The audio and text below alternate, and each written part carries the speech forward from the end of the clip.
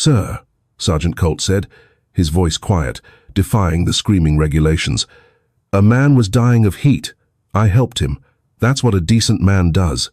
The Texas sun burned low, red and wide, the kind of heat that pressed dust into skin and made the air shimmer above the barbed wire. It was 1944, and Camp Huntsville stretched across the prairie like an island of fences. Inside, hundreds of German prisoners worked under the watch of young American guards, ranchers turned soldiers, cowboys in uniform, who had traded cattle for captives. Among them was Sergeant Jedediah, Jed Colt, a tall man with a sun-scorched face and a Stetson hat that had seen more branding irons than bullets. He didn't talk much, and when he did, it was slow and measured, like he was tasting every word before letting it out. Most days his job was simple: keep the PWs moving, keep them working, and keep them from thinking they were free. That afternoon, the heat was merciless. The Germans hauled fence posts under a sky that looked like fire. One of them, a former Luftwaffe officer named Oberleutnant Erich Mann, collapsed into the dirt. The others hesitated, unsure if helping him would be punished. A guard shouted, "Leave him. He'll get up." But he didn't. His hands twitched against the ground, his face pale beneath layers of dust. Sergeant Colt stood still for a moment. Regulations were clear: no unnecessary contact with prisoners. But he'd been raised in a world where you didn't leave a man in the dirt. Whether he wore grey or khaki didn't matter. He walked toward Mann, boots crunching over dry grass. The German soldier stiffened, expecting anger. Instead, Colt knelt, took off his canteen, and pressed it into the fallen man's hand. "Drink," he said. The word was plain, almost gentle. Oberleutnant Mann looked up, startled, before taking a sip, then another. And then Colt did something no one expected. He took off his Stetson hat, the symbol of his pride, his identity, and set it gently on Mann's head to shield him from the sun. The entire work detail froze. Even the cicadas seemed to stop humming. The guards watched in stunned silence. The Germans didn't move, unsure if this was mockery or mercy. It was mercy. When Mann finally stood again, his face red with embarrassment and gratitude, Colt said only one thing: "A man's got to keep his head cool." Then he turned and walked back to his post. For the rest of the day, the camp felt different. Something invisible had shifted. The guards didn't bark as loud. The prisoners didn't stare with as much defiance. Even the air seemed lighter. That night in the barracks, the Germans whispered about the cowboy who had given his hat to an enemy. Some laughed nervously. Others stared into the dark, silent. Mann sat by the window, the hat beside him on the bunk, unable to sleep. The wind outside carried the sound of distant cattle bells, and for the first time since his capture, he felt something dangerous. Hope, he wrote in his journal that night. "The Americans showed me respect today. I did not think that was possible in war. Perhaps this country is stronger than we imagined." And across the yard, Colt sat outside the guard shack, watching the stars scatter above the desert sky. He didn't know his small act would echo far beyond that fence, far beyond that war. He just knew he'd done what any decent man would have done. Sometimes the biggest battles aren't fought with guns. They're fought between what you're told to do and what your conscience demands. Before Texas, before the barbed wire and the cowboy hat, there was smoke, steel, and the sound of engines dying over the Mediterranean. Erich Mann had once been one of the Luftwaffe's rising stars. At 26, he flew sleek Messerschmitt Bf, 109 seconds, painted in silver and black, the pride of his squadron. He believed in the Reich, in duty, in the glory of the fatherland. The newspapers had told him that Germany would dominate the skies forever. He believed every word until the day his engine caught fire over southern Italy. The sky that had once carried him now swallowed him whole. He bailed out, the parachute snapping open like a scream. Below him, American soldiers watched from olive groves as he drifted down, helpless. The war that had once felt noble suddenly felt small, dirty, and inescapable. Captured within hours, Mann expected the worst. Propaganda had painted the Americans as brutes, men who killed prisoners, who spat on honor. He braced for pain. Instead, a medic offered him a cigarette. A soldier poured him water. Someone even smiled. It was disorienting, almost insulting. From Italy, man was transferred by ship to the United States. The voyage was long, silent, and humiliating. Hundreds of PWs packed into the lower decks, eyes hollow, the ocean endless. Rumors swirled among them. They'll work us to death. They'll starve us. But when the ship reached New York Harbor, something astonishing happened. Civilians on the dock stared, but not with hatred. Some even waved. A week later, man was on a train bound for Texas. Out the window stretched a land unlike anything he had ever seen. Open, endless, almost defiant in its vastness. The train passed wheat fields, oil pumps, and cattle grazing under the sun. "Where are they taking us?" someone asked. "To hell," another replied. But when the train finally stopped, man realized that hell could be strangely beautiful.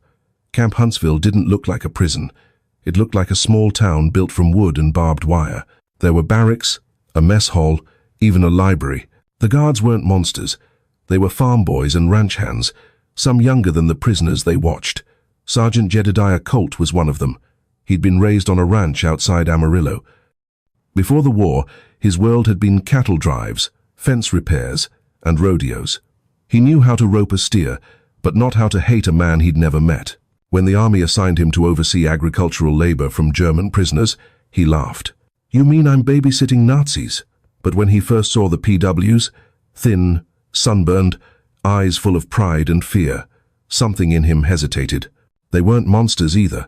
They were just men. Still, discipline ruled the camp. Orders were strict. No friendships, no small talk, no mercy. Colt followed them at first. He called them Krauts, kept his distance, and made sure they knew who was in charge. But he noticed things. He saw how man would quietly fix a broken wagon wheel without being asked. How the prisoners would hum folk songs that sounded eerily like Texas ballads. How when one of them stumbled, another would catch him. One evening, as the sun set over the prairie, Colt leaned on the fence, watching them march back to the barracks. The wind carried faint laughter from the German work crew. For a moment, it didn't sound like the enemy. It sounded like boys on a ranch doing a day's labor. In that brief silence, Colt understood something his officers didn't. You could strip a man of his weapon, his uniform, his rank, but not his humanity. The next day, when Erich Mann collapsed in the field, that understanding would become action. The first weeks at Camp Huntsville felt like being trapped inside another planet. For the German prisoners, everything about Texas defied their expectations. The air was dry and heavy, the land stretched forever, and the Americans seemed to live without fear or rationing. There was meat on every plate, coffee every morning, and cigarettes handed out like sand in the wind. Erich Mann couldn't reconcile what he saw with what he had been told. In Germany, civilians were hiding in basements from Allied bombs. Cities like Hamburg and Cologne were ashes. Yet here the supposed enemy lived with abundance, ease, and laughter. The guards listened to radios, danced to swing music, and complained about the heat, not hunger. Mann and his fellow PWs often whispered about it at night in the barracks. "They live as if the war doesn't touch them," one said, "as if they cannot lose." To the Germans, this calm confidence was more unsettling than any weapon. Across the camp, Sergeant Jed Colt noticed something else. These men, who had once fought ferociously under their banner, were now learning how to mend fences, cook in the mess hall, and handle cattle. Some still saluted each other, clinging to military formality. Others loosened, joking quietly in broken English with American cooks or farmhands. The boundary between guard and prisoner began to blur in the smallest ways. A cigarette shared across the fence. A joke about Texas weather. A song hummed during work, half German, half English. The war was still raging across the ocean. But here on the prairie, something more human began to take shape. Still, Colt knew his orders. No fraternization, no sympathy. And yet every day it became harder to see these men as faceless enemies. He'd seen one of them, Mann, bandage another's hand after a work accident. He'd overheard them talk about families, farms, and fears. It reminded him of home more than of war. One afternoon, Colt saw Mann standing by the fence, staring out at the open plains as if trying to memorize the sky. "Never seen a sky so big," Colt called out. Mann hesitated before replying in halting English. In Germany, Sky smaller. Too many buildings. Here it goes forever. That simple exchange stayed with both men. In the following days, the camp's rhythm softened. Man began helping translate for guards who couldn't speak German. Colt stopped shouting commands and started giving instructions like he would to a ranch hand. The work went smoother, the tempers cooler. But beneath the quiet cooperation, an unspoken question grew between them.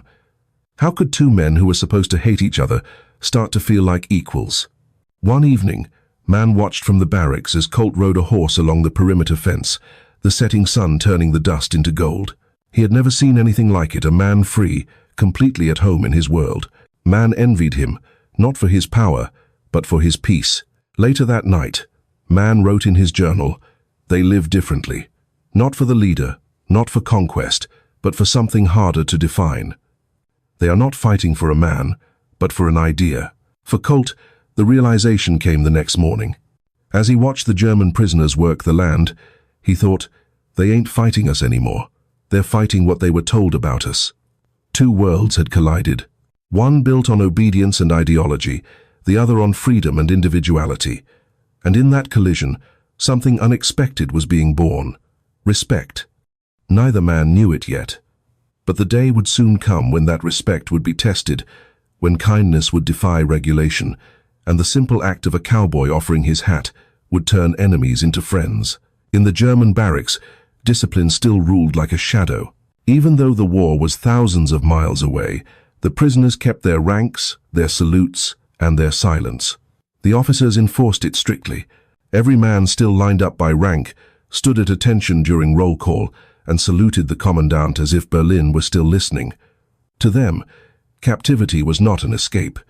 It was a test of loyalty. Oberleutnant Erich Mann obeyed the rules. At first, he had been raised under the strict order of the Luftwaffe, taught that obedience was strength. But Texas began to change that. He saw the difference between control and leadership, between power and respect. Sergeant Jed Colt embodied that difference. He never shouted, never bullied, never used his authority to prove a point. He didn't need to. He carried himself with a quiet kind of confidence, the kind that came from knowing who you were. It was the cowboy way. Back home before the war, Colt's father had drilled it into him. A man's worth ain't in what he owns or who he bosses around. He'd said, it's in how he treats others when nobody's watching. On the ranch, that meant sharing water on a hot day, fixing a neighbor's fence without being asked, and always keeping your word. In the camp, that same philosophy began to guide him, even if it clashed with military regulation. When the commanding officer reprimanded him for giving Man water and his hat, Colt didn't apologize. "Sir," he said simply, "a man was dying of heat. I helped him. That's what a decent man does." The officer frowned. "These men are the enemy, Sergeant. You're not here to play rancher." Colt met his eyes. "Out here they're just men, sir, and I reckon they already lost more than a war." Word of the exchange spread quickly. Among the guards, it divided opinion. Some thought Colt was soft, others respected him more than ever. Among the prisoners, it became a legend. They whispered about the cowboy sergeant, who treated even his enemies with dignity. Man couldn't understand it. Why show respect to those who had bombed your cities? Why show kindness to the people who had sworn to kill you? The German code of war demanded loyalty to hierarchy, with no emotion, no hesitation. But the cowboy's code was different. It wasn't written down anywhere. It was just lived. As the weeks passed, Man watched Colt closely. The man lived by instinct, by a sense of fairness that had nothing to do with rules. When a guard mocked an older prisoner for moving too slowly, Colt stepped in. "Ease up," he said. "The man's doing his best." No anger, no argument, just quiet authority that shut everyone up. Man began to write again in his journal. They do not follow orders because of fear. They follow because they respect each other. They fight not because they hate us, but because they believe in something. What would our war have been like if we had fought for that? One morning, the German prisoners finished repairing a fence line early. Instead of sending them straight back, Colt let them rest under the shade of an old oak tree. He pulled a harmonica from his pocket and started to play a slow tune, something lonesome and familiar. The Germans listened in silence. Then one of them, A farmer from Bavaria softly hummed along. The melody wasn't the same, but the feeling was. For a moment, no one remembered the war. There was just the sound of music drifting over the Texas plains, the sound of two worlds quietly learning how to speak the same language. Mann would later write, "They call it the Cowboy Code, but it is something deeper. It is honor without cruelty, strength without hate. I am beginning to understand why they will win." By the autumn of 1944, Camp Huntsville had changed in ways no military manual could explain. What had started as a prison now felt like something in between a ranch and a small town. The air still carried the dry heat of Texas, but the tension that once filled every corner had begun to fade. The German prisoners had grown stronger, their fear replaced by a strange rhythm of daily work. They built fences, tended cattle, and helped harvest crops for local farms. To the surrounding ranchers, they were no longer the enemy. They were laborers, efficient and polite, who sang while they worked. The Texas sun, the smell of dirt, and the long days blurred the line between captor and captive. Sergeant Jed Colt noticed it most clearly during one of the harvest weeks. The PWs were helping bale hay for a rancher named Davis, an old friend of Colt's. The job was hard, and the machines often broke. Colt saw a man crouched beside a broken hay press, studying it. A few minutes later, he had it running again. Colt grinned. "Guess they teach you mechanics in the Luftwaffe too, huh?" Mann smiled faintly. "They teach us to fix things we break." For the first time, Colt laughed. A real laugh, not a guarded one. That small moment broke something invisible between them. Over the next weeks, more rules began to loosen.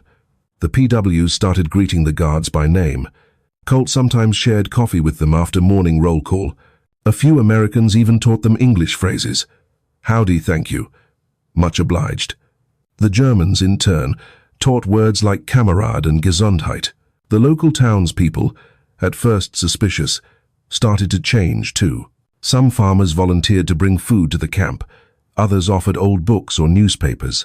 When the German prisoners returned from work crews, they talked about Texans who thanked them for their labor, even offered them slices of pie. Mann couldn't believe it. He had been told that Americans were arrogant and cruel, a nation of machines without culture or honor. But here they were, people who worked hard, laughed easily, and lived by an unspoken faith in fairness. In his journal, Mann wrote, "I begin to wonder if this land's true strength is not its weapons, but its heart. Their freedom is not disorder. It is the belief that decency needs no command."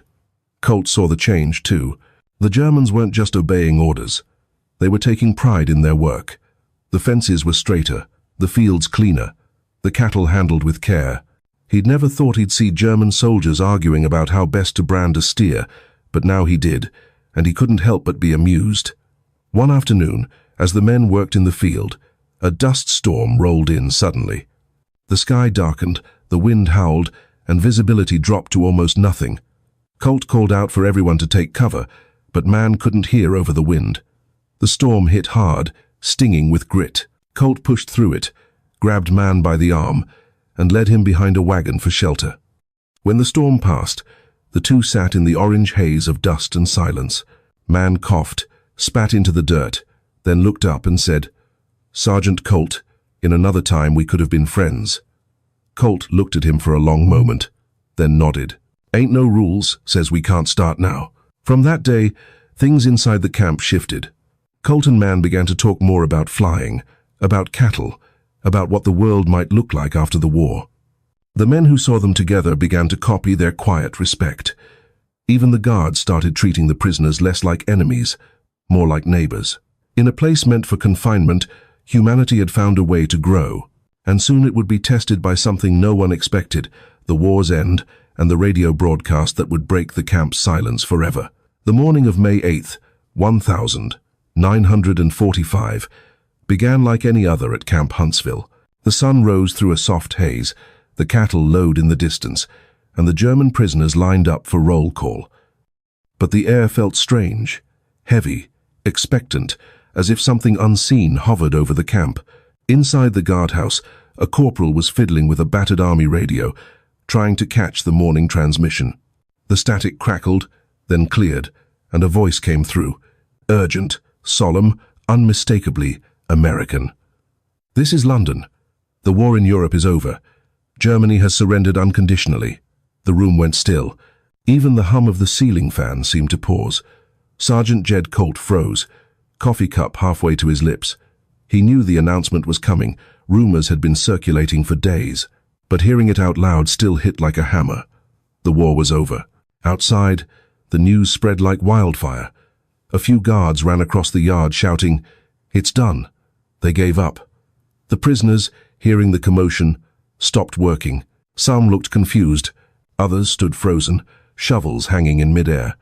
Within minutes, the loudspeakers carried the official message, translated into German. The voice of a young American interpreter echoed through the camp.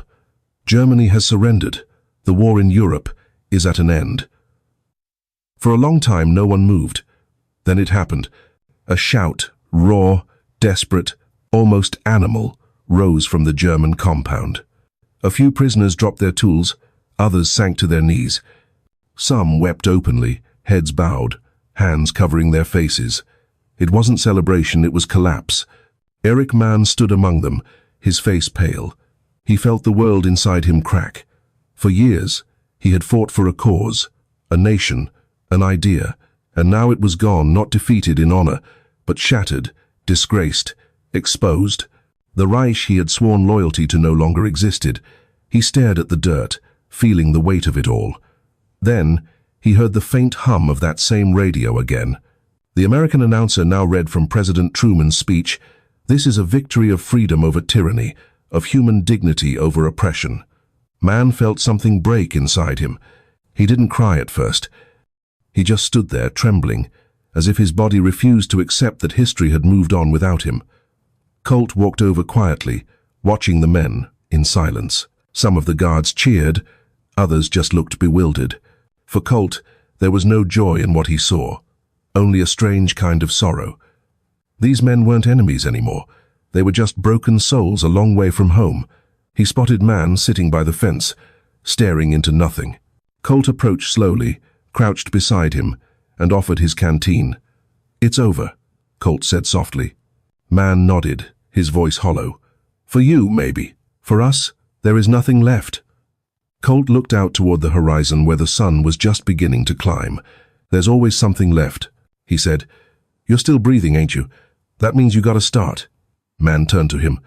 "A start for what?" Colt shrugged. "For whatever comes next. You can't live in the ashes forever."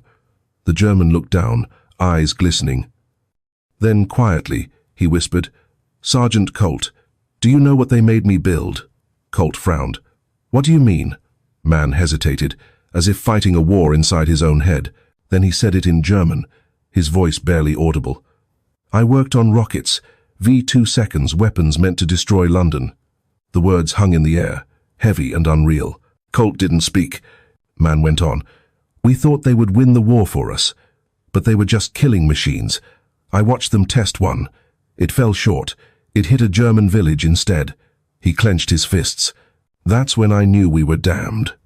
Colt took a long breath, then said quietly, "Well, looks like you've got a chance to do something different now." In that moment, the cowboy and the Luftwaffe officer, two men who had been trained to hate each other, sat side by side in the dust, listening to the faint radio crackle of victory speeches and swing music. The war in Europe was over. But for the first time, peace had a human face, and in the Texas sun, it looked like mercy. That night, long after the camp had gone quiet, the lights in the command office still burned. Sergeant Colt sat across from his superior, Captain Miles, recounting what Mann had told him. The captain leaned forward, expression sharp. He admitted to working on the V2 program. Colt nodded. Said he was part of the team at Peenemünde. Sounded like he was done keeping it secret. Miles whistled under his breath. "That's not some factory. That's where they built the rockets that hit London, thousands dead." He rubbed his chin, then added, "If he's telling the truth, the War Department will want to hear every word." The next morning, Mann was escorted to a small office at the edge of the compound. A portable recorder sat on the desk, wires snaking into a box marked Signal Corps Property. Two officers waited with notebooks open. Colt stood by the door, arms folded. For the first few minutes, Man barely spoke. His hands shook as he adjusted his glasses. The Americans were patient. They didn't threaten. They just listened.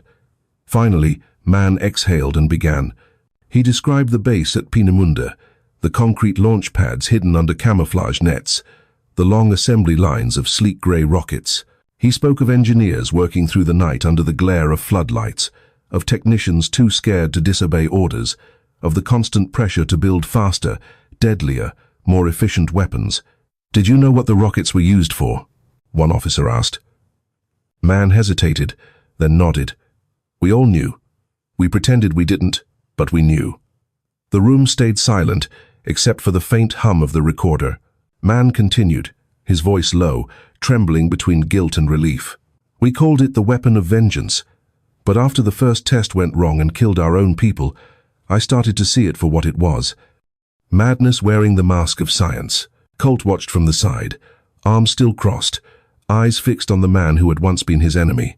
He saw no arrogance, no pride, just a human being trying to make peace with what couldn't be undone. When the session ended, Man looked exhausted, hollowed out. As the guards prepared to escort him back to the barracks, he turned to Colt. "Why are you being kind to me after what I told you? You should hate me." Colt shook his head slowly. "I don't waste hate on men trying to do right after doing wrong. That's what the good Lord's for." The words hit harder than any interrogation. Man blinked, his throat tightening. "In Germany, mercy is weakness," he said quietly. "In Texas," Colt replied, "it's the start of something better." Later that week, Washington sent orders. Man's testimony had been verified. His information confirmed details Allied intelligence had been missing for months. The fuel mixture, the launch methods, the underground storage tunnels. The data was invaluable, but what struck the officers most was how freely he gave it. When they asked why, Man gave a simple answer: "Because one man treated me as a human being." The phrase made its way up the chain of command, appearing in a debrief report titled "Voluntary Cooperation from Peenemünde Engineer, Camp Huntsville, Texas." For Colt, it meant little beyond the fact that he'd done what felt right.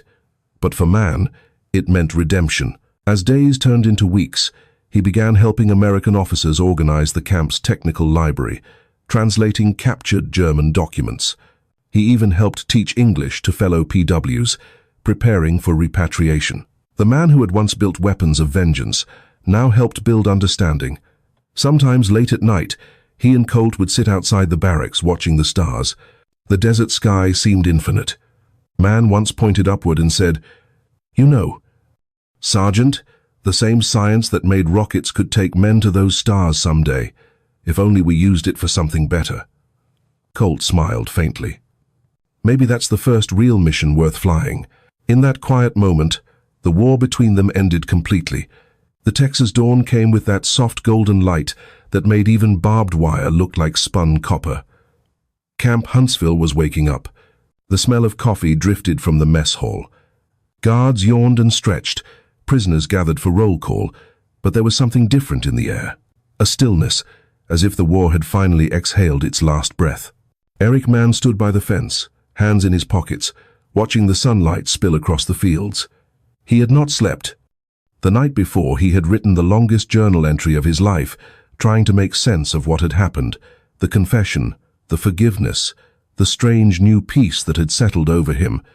"I came here a prisoner," he had written, "but today I feel more free than I ever did in Germany."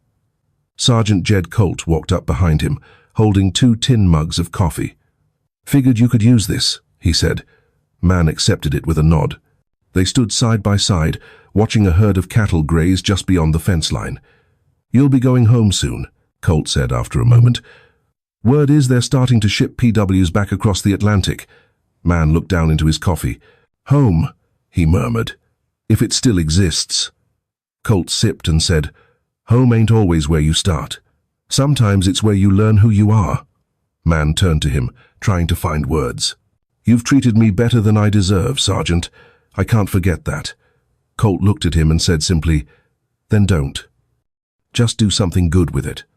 It was a simple exchange, but for Man it meant more than medals or victory parades. It was the first time since the war began that he felt like a man again, not a number in a uniform. That afternoon, something remarkable happened. The local ranchers, many of whom had employed the German PWs in their fields, organized a small farewell meal. They brought smoked brisket, bread, and even a crate of Coca-Cola. The prisoners were allowed to attend, supervised, but unchained. The men sat together in the open field, Texans and Germans, guards and prisoners, sharing food under the same sun. Colt was there, laughing with one of the ranchers, while Man sat quietly at first, unsure if it was real. Then a rancher's wife walked over and handed him a plate. "You worked hard for us," she said softly. "Least we can do is feed you, right?" Man accepted the plate with both hands, his eyes lowering in gratitude. Across the table, Colt lifted his cup. "To peace," he said. Man raised his, hesitating for just a moment before repeating, "To peace." When the meal ended, the ranchers began to pack up, and the Germans lined up to return to camp.